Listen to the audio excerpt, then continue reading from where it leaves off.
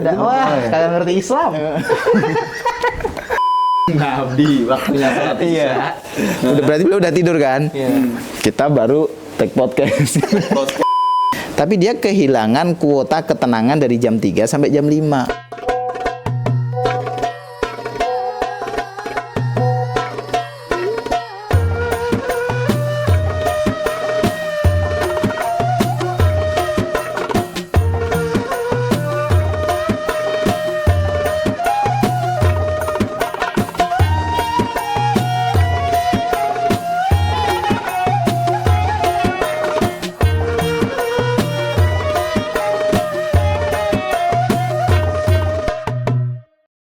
Assalamualaikum warahmatullahi wabarakatuh. Welcome to Sowan Santun. Satu program yang dimana kita mendatangi orang-orang yang berilmu untuk menanyakan bab-bab seputar agama. Atau yang biasa kita sebut dengan Sowan. Karena setiap insan yang merasa kehilangan butuh sowan. Dan program ini didukung penuh oleh Teras Dakwah. Yes, dan pada episode kali ini kita kembali lagi bersama dengan Ustadz Ali Abu Haidar. Ustadz Ali Abu Haidar. Wih, Masya Allah. Agar beda gitu. Mencoba kayak logat agar aksen Indianya keluar. Tapi campur Malaysia dikit lah. Campur Malaysia. Gitu. Kok pusing ya tapi. Oke, lanjut. Bocor.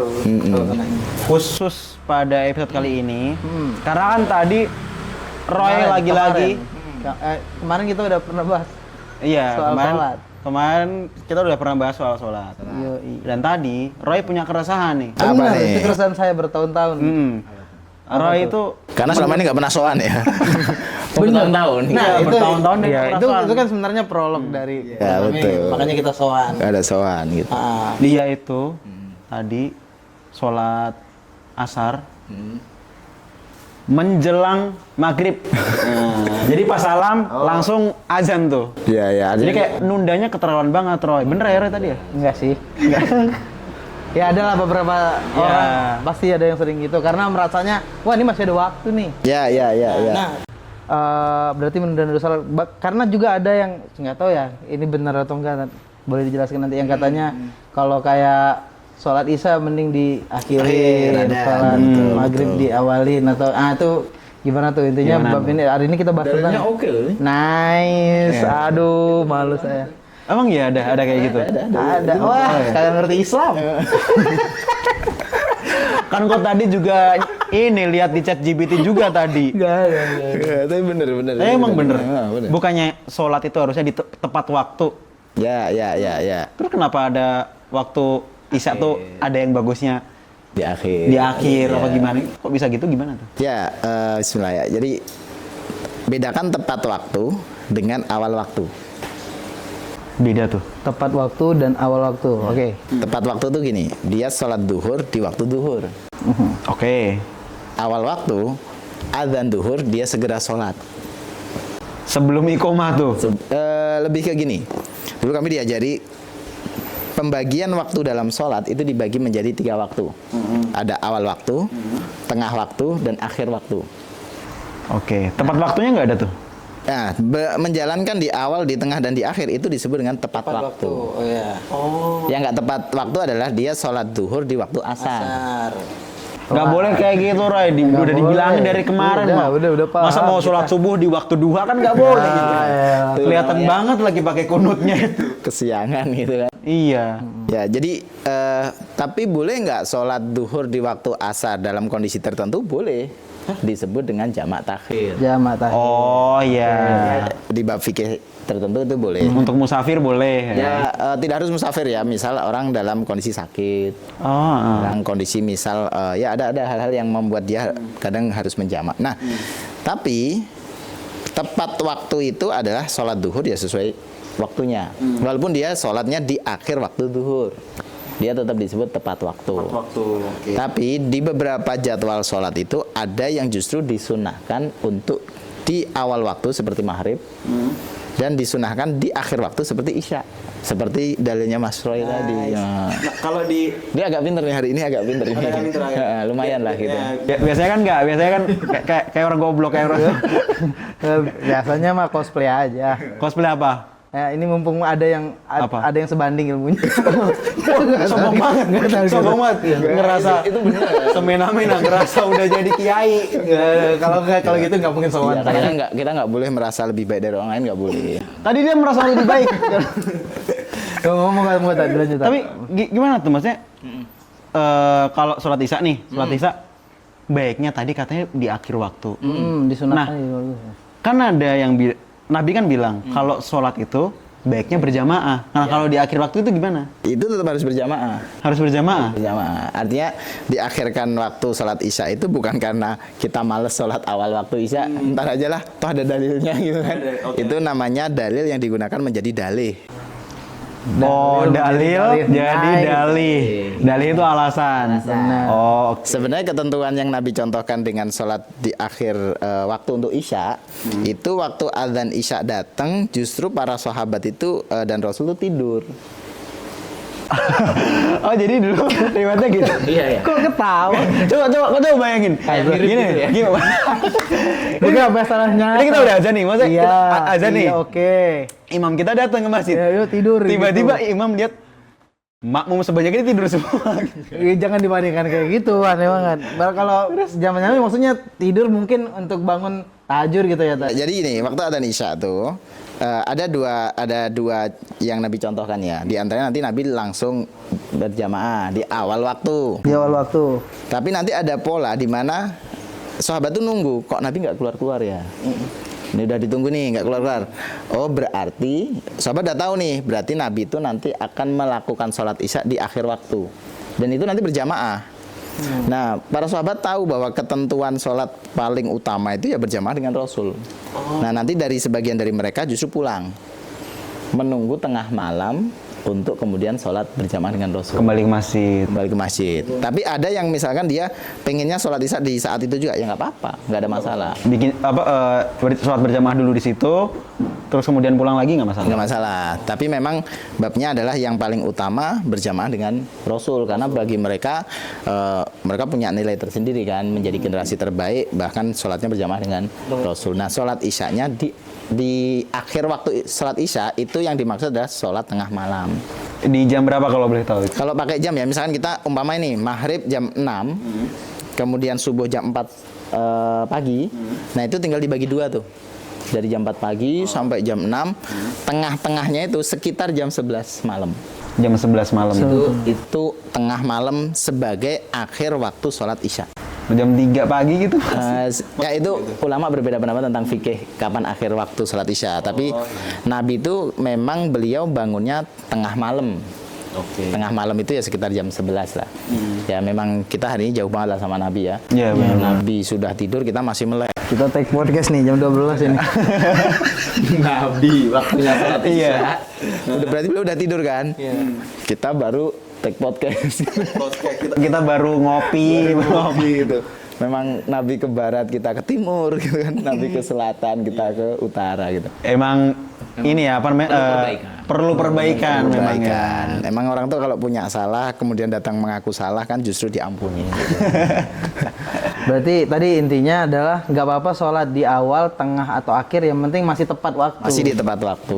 Nah, alasan kenapa dia sholat di tengah waktu atau di akhir, nah itu menjadi tanggung jawab dia di hadapan Allah. Oh, oke. Kita sebagai umpamanya kita diberi kesempatan kenikmatan bisa sholat di awal waktu, kok ngelihat ada teman kita yang mungkin di akhir waktu, jangan langsung di judge. Kenapa? Bisa jadi dia punya dalil. Walaupun kadang jadi dalil. Dalil untuk menjadi dalih atau alasan. Jangan mencari dalil untuk berdalih. Ya, artinya jangan sembarangan negur orang, bisa jadi dia punya ilmunya. Kecuali sholat asar tadi. Sholat asar itu sangat dihindari, jangan diletakkan di akhir waktu. Nah itu kenapa tuh? Karena kalau sholat duhur dan asar itu kan boleh dijamak, dia pasangannya di situ. Nah, asar dan maghrib itu bukan pasangan. Oke. Sehingga Nabi memperingatkan jangan babnya gini, kesimpulannya adalah kalau sholat asar diakhirkan di menjelang maghrib, bahkan hadisnya menyebutkan matahari sejengkal dari kepala, itu maksudnya udah mau maghrib banget tuh, itu dikhawatirkan ada bibit kemunafikan di hatinya. yaitu dia hanya sholat, yang penting udah sholat, padahal asar dan maghrib itu sudah kondisi waktu yang bukan kondisi waktu sholat yang berpasangan gitu, karena asar itu pasangannya dengan zuhur, maghrib dengan isya, ada pemisah di situ. Tapi saya bener itu, saya pernah ngalamin sini itu. Sering banget saya ngalamin kalau misal sholat asar nih. Asar kan waktu-waktu yang dimana kita nggak tahu kenapa ngantuk banget itu. Ngantuk lagi pengen malas-malesan gitu kan. Atau lagi pengen nyelesain kerjaan banget. Ya, Tanggung banget. karena kan udah mau jam pulang tuh kan.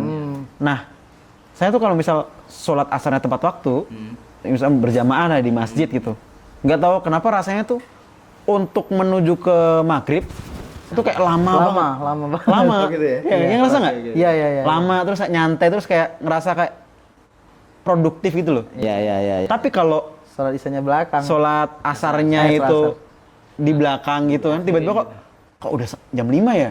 Kok udah sampai jam 6 ya gitu? Kayak waktu kerasa cepet banget, kayak dikejar gitu. Kenapa itu, Tete? Ya, karena memang hakikat sholat itu akan memberikan ketenangan.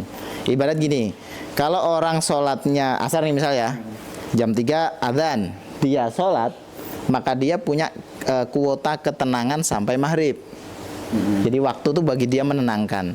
Tapi bagi orang yang tidak segera sholat, nih sholat asar nih, udah adzan jam 3, dia menunda, nanti aja lah, nanti aja. Umpamanya pun dia sholatnya jam 5, umpamanya, maghrib masih jam 6 umpamanya, dia ngerasa aman secara dalil tadi, tapi dia kehilangan kuota ketenangan dari jam 3 sampai jam 5. Kuota ketenangan.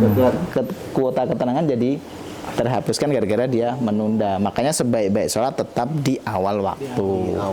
Termasuk tadi sholat isya pun dalam kondisi umat seperti ini, kami pun tidak menyarankan untuk sholat di di akhir waktu, di tengah malam tadi. Walaupun konteksnya harusnya berjamaah ya, karena kadang umat belum siap. Nah, kita nih kalau sama umat ya jangan memaksakan dalil terlebih dahulu, karena kita harus melihat kondisi umat, mana tahapan yang bisa mereka lalui. Karena pada zaman itu memang ada sosok nabi tersendiri, nabi kita, yang dimana kebiasaan nabi itu yang diikuti oleh para sahabat. Contoh, bahkan masjid itu memang menjadi fungsi yang kalau kita bisa bilang sekarang tuh menjadi markas.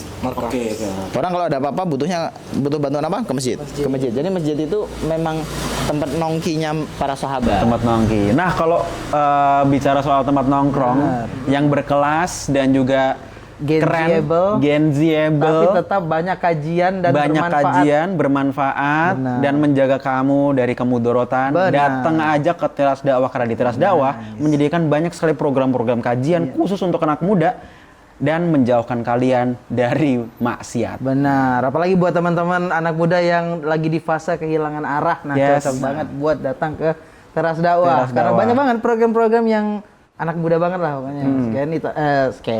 Skena lah pokoknya, yang skena kajian ya. Dan kalian juga bisa menginfakkan infak terbaik kalian ke Baitul Mal Teras Dakwah. Karena di bulan Ramadan ini pembangunan untuk lantai 3 dan masjid di Teras Dakwah. Dan untuk pembangunan masjid, pembangunan pesantren, dan mendukung program kajian dan dakwah di Teras Dakwah itu sendiri. Jadi gitu. Itu kesempatan banget nih, lagi mumpung Ramadan. Keluarinlah apa yang kita cintai, yaitu harta. Kasih di jalan Allah.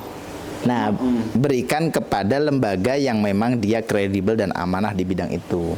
Supaya pahala benar-benar ngalir. Jangan kita sembarangan kasih kayaknya ini kebaikan nih. Asal kasih ternyata nggak dijalankan. Itu pahala nggak ngalir. Karena kesalahan kita adalah kita tidak ngecek si penerima dana kita tadi itu dia kredibel, amanah apa enggak gitu. Makanya cek di situ, dan insya Allah Teras Dakwah termasuk ya, saya pribadi melihat insya Allah amanah. Kredibel. Nah, kembali ke itu tadi, yang sholat menunda-nunda sholat itu tadi. Kuota ketenangan deh. Kuota ketenangan tuh ada di antara waktu sore itu ya? Ya, sebenarnya semua waktu sholat dia punya kuota ketenangan. Yang terbaik adalah di awal waktu. Di awal waktu. Tapi emang kerasa banget tuh sore, nggak tahu kenapa tuh. Karena lagi capek. Ya memang kadang ada setan, namanya setan keyboard. Setan apa? Setan keyboard. Keyboard? Ya. Apa itu? Kita lagi ngerjain tugas itu udah adzan, tanggung nih gitu. Dia ngerjain setan keyboard itu. Oh, berarti kalau udah waktunya azan, banting keyboardnya langsung kita menuju ke masjid. Apa itu korporat gitu kan? Apa itu bos yang ingin kaya? Kita mau memperkaya. Paling nanti pas ditransfer kan ada potongan gaji, ganti biaya keyboard. Ada setan mekanika. Iya. Nah, tapi ini kalau ngomongin sholat nih tadi, nah, misalnya kita tidak melaksanakan sholat kan wajib diganti ya. Dikodok. Dikodok. Ya, itu idealnya gimana tuh? Berapa lama setelah itu? Ya, kalau misalkan kodoknya adalah ketidaksengajaan. Contoh misalkan subuh kesiangan. Ya, kesiangan sampai jam 11 tuh. Siang banget itu ya. Atau kesiangannya 2 hari setelah. Wah, itu terlalu keterlaluan Mas kalau itu. Itu dia pingsan itu. Iya, itu mati suri itu. Ya, kodoknya kalau karena babnya kesiangan, umpamanya sholat subuh atau ketiduran lah, itu maka dia tinggal menjalankan di saat dia tersadar. Jadi umpamanya nih terjadi subuh tadi harusnya jam 4 udah adzan.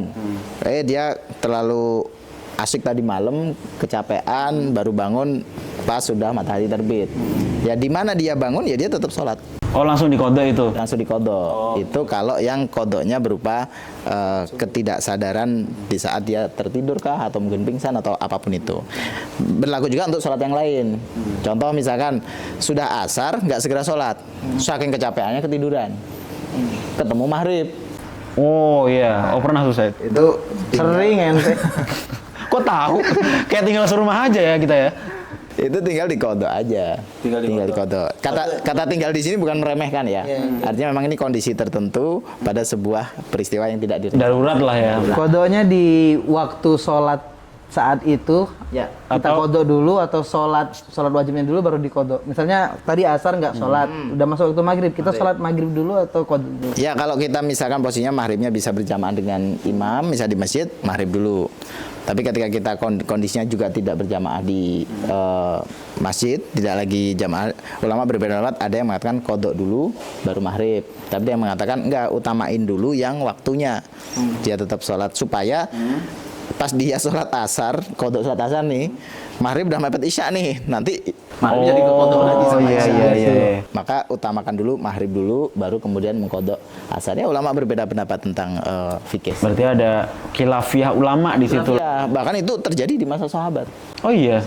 Sahabat sholat asar di waktu isya. Wah, kok bisa tuh? Siapa itu?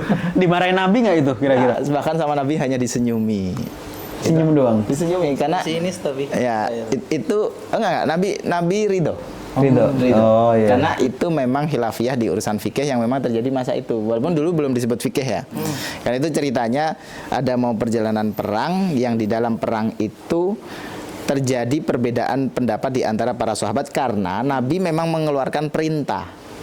Sholatnya, jadi ada tempat namanya Bani Quraidah. Nabi bilang sholat asar nanti di Bani Quraidah ya gitu. Ini berangkat dari Madinah nih. Pas lagi berangkat, di kloter pertama udah nyampe sana dan mereka sholat asar di sana. Tapi yang rombongan agak tertinggal nih, di tengah perjalanan ada kendala yang membuat mereka harus terhenti. Nah terhenti ini nggak bisa melanjutkan perjalanan. Sementara perdebatan terjadi di tengah para sahabat. Ini sholat asar sekarang berarti ngelanggar perintah Nabi. Oke. Sholat asarnya di sana.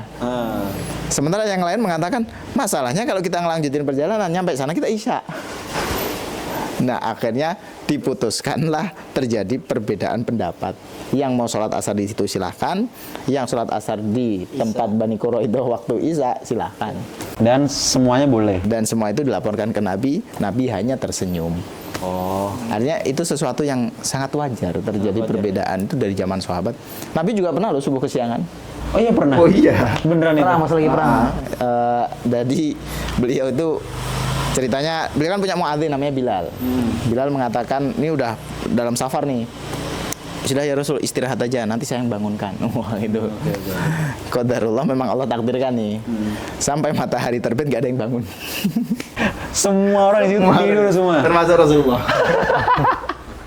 Terus Rasul bangun. nggak ada satu ayam jago di situ. Nggak ada. Kayak unta jago ada. Unta kan tidak berkokok. Kalau ada tetangga saya di situ udah pasti nyetel dangdut pagi-pagi tuh udah. Terus lagi sabar.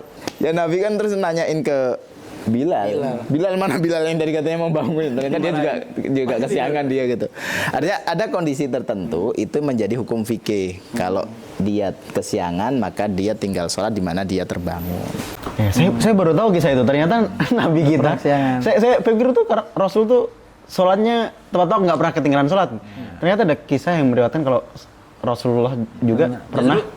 Justru itu rahmatnya Allah agar menjadi panduan buat umat kayak kita. Iya. Akhirnya kalau dengar kisah itu, akhirnya kita menganggap kalau ya Nabi Rasul manusia. ya manusiawi gitu, pernah melakukan kesalahan gitu. Sehingga pas kita melakukan kesalahan yang sama, Kita ada panduan. ada panduan. Ada Oh, panduan. Nabi itu pernah melakukan kesalahan ini dan melakukan hal tersebut. Ya, walaupun Nabi itu sekali, kita berkali-kali. Sering. Ini termasuk keresahan pribadi. Ada masanya mungkin saya nggak sholat lama ya. Berapa tahun? 2 tahun 3 2 tahun lama banget. Ini serius tapi ada masanya Iya. kita sholat. Nah, setelah sadar istilahnya, itu apakah itu wajib dikodok? Ya.